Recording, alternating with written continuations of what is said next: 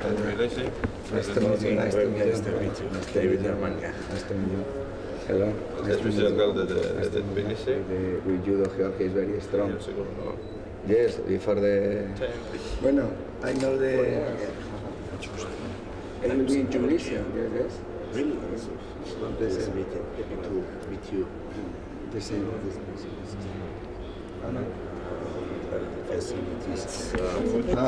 Georgian.